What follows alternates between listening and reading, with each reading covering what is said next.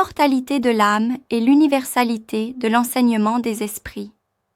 Pourquoi croire en l'immortalité de l'âme et comment savoir si les enseignements des esprits sont vrais et universels? Dans le chapitre 1 de la conclusion de Le livre des esprits, Allan Kardec affirme que la croyance en la vie future est naturelle, universelle et présente à toutes les époques et dans toutes les cultures. Cette idée n'est pas le fruit d'un seul peuple ou d'une seule religion, mais une conviction profonde de l'âme humaine. La doctrine Espírita n'impose pas de dogme ni n'exige une foi aveugle. Au contraire, elle invite à une analyse rationnelle, à l'observation des faits et à la comparaison entre les communications des esprits en différents lieux et à différentes époques.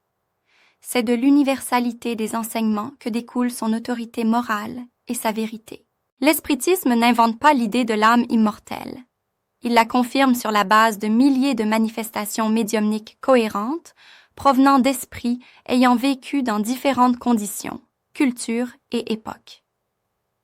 Cette convergence d'informations est la preuve la plus forte de son authenticité.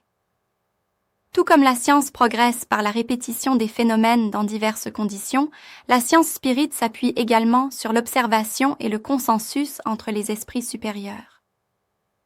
La physique quantique, en démontrant que la réalité est façonnée par la conscience et qu'il existe des dimensions au-delà de la matière visible, renforce l'idée que la vie continue et que l'âme fait partie d'un réseau universel de conscience.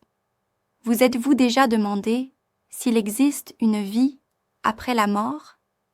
Regardez cette vidéo. Partagez-la avec ceux qui cherchent à comprendre le monde spirituel et commentez comment l'espiritisme vous a aidé à percevoir l'immortalité de l'âme.